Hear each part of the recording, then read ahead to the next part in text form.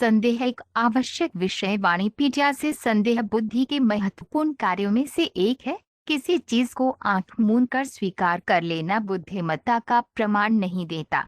इसलिए बुद्धि विकसित करने के लिए व्यक्ति को शुरुआत में संदेहशील रहना चाहिए, लेकिन जब जानकारी उचित स्रोत से प्राप्त हो तो संदेह करना बहुत अनुकूल नहीं है।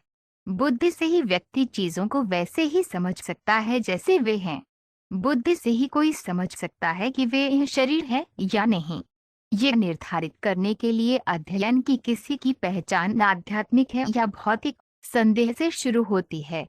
जब कोई अपनी वास्तविक स्थिति का विश्लेषण करने में सक्षम होता है तो शरीर के साथ गलत पहचान का पता चलता है।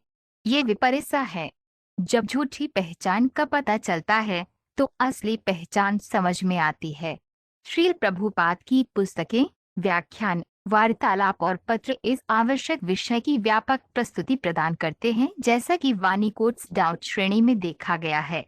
उनकी पुस्तकों का एक परिचय निम्नलिखित 10 उद्धरणों में दिया गया है। श्रील प्रभुपाद की पुस्तकों से उद्धरण वेदों के उद्देश्य को जानने वाले ब्राह्मण से बेहतर वह है जो सभी संदेहों को दूर कर सकता है, और उससे बेहतर वह है जो ब्राह्मणवादी सिद्धांतों का सख्ती से पालन करता है। उनसे बेहतर वह है जो सभी भौतिक संदूषण से मुक्त है, और उनसे बेहतर वह शुद्ध भक्त है जो पुरस्कार की उम्मीद किए बिना भक्ति करता है।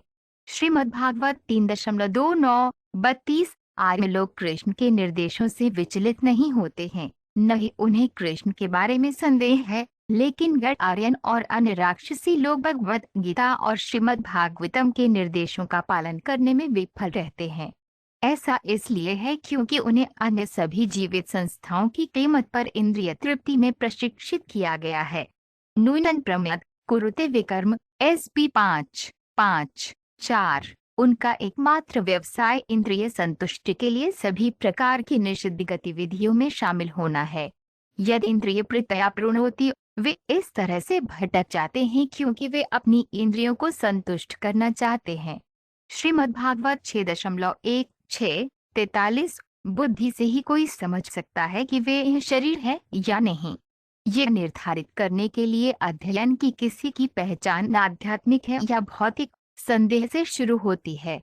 जब कोई अपनी वास्तविक स्थिति का विश्लेषण करने में सक्षम होता है तो शरीर के साथ गलत पहचान का पता चलता है। ये विपरीत सा है। जब झूठी पहचान का पता चलता है तो असली पहचान समझ में आती है। वास्तविक समझ को यहाँ निश्चय या सिद्ध प्रयोगात्मक ज्ञान के रूप में वर्णित किया गया है। श्रीमद्भागवत 3.26-30। जब कोई ब्राह्मणीय योग्यता प्राप्त कर लेता है तो वे भगवान की भक्ति सेवा करने के लिए खुश और उत्साहित हो जाता है। उसके सामने स्वतः ही ईश्वर का विज्ञान उजागर हो जाता है।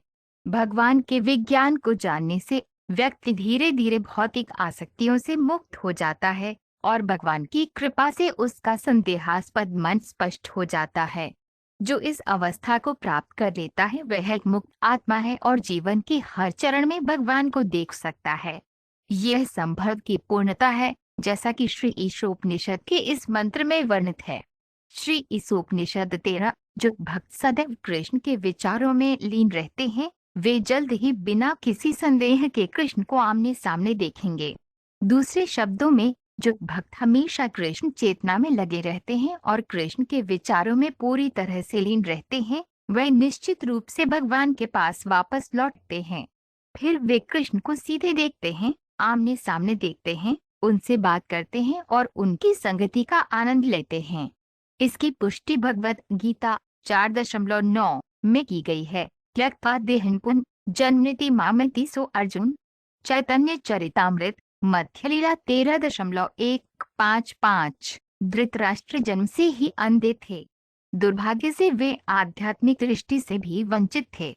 वह अच्छी तरह से जानता था कि उसके बेटे भी धर्म के मामले में उतने ही अंधे थे और उसे यकीन था कि वे पांडवों के साथ कभी भी समझौता नहीं कर पाएंगे, जो जन्म से ही सभी धर्मनिष्ठ थे।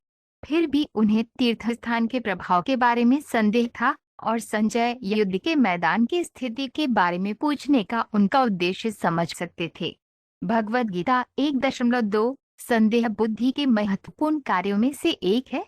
किसी चीज को आंख मूंद कर स्वीकार कर लेना बुद्धिमत्ता का प्रमाण नहीं देता।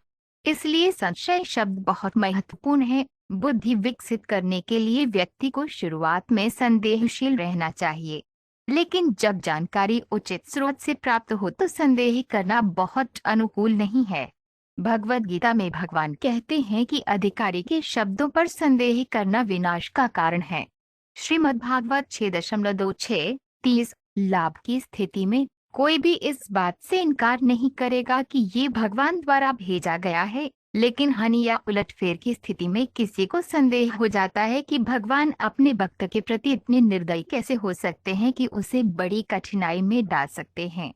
ऐसा प्रतीत होता है कि यीशु मसीह को अज्ञानियों द्वारा क्रूस पर चढ़ाए जाने पर इतनी बड़ी कठिनाई में डाल दिया गया था, लेकिन उन्होंने कभी भी उत्पात मचाने वालों पर क्रोध नहीं किया। ये किसी भी चीज को स्वीकार करने का तरीका है, चाहे वे अनुकूल हो या प्रतिकूल। श्रीमद्भागवत 1.17-22 वेद हमें सूचित करते हैं कि वे अकेले ही अनेक हो गए, और जब उनकी इच्छा होती है तो वे भौतिक प्रकृति पर दृष्टि डालते हैं। भौतिक प्रकृति पर दृष्टि डालने से पहले वहां कोई भौतिक ब्रह्मांडीय रचना नहीं थी, अतः उनकी दृष्टि भौतिक नहीं है। जब भगवान ने भौतिक प्रकृति पर दृष्टि डाली तो भौतिक मन या इंद्रियां अजन्मा थीं। इस प्रकार वेदों में साक्ष्य ये साबित करते हैं कि निस्संदेह भगवान के पास दिव्य आंखें और एक दिव्य मन है। वे भौतिक नहीं है, इसलिए उनकी निर्वैयक्तिकता उनकी भौतिकता का निषेध है, लेकिन उनके पारलौकिक व्यक्तित्व का निषेध नहीं है। श्रीमद्भागवत परिचय। किसी को ऐसे व्यक्ति को आध्यात्मिक गुरुवार के रूप में स्वीकार नहीं करना चाहिए जो नंबर 1 मूर्ख हो, जिसके पास शास्त्रीय आदेशों के अनुसार कोई दिशा नहीं है, जिसका चरित्र संदिग्ध है, जो भक्ति सेवा के सिद्धांतों का पालन नहीं करता है, या जिसने क्षय के प्रभाव पर विजय नहीं प्राप्त की है। इंद्रिय तृप्तिकारी एजेंट। इंद्रिय तृप्ति के क्षय कारक हैं जीभ, गुप्तांग, पेट, क्रोध, मन और शब्द।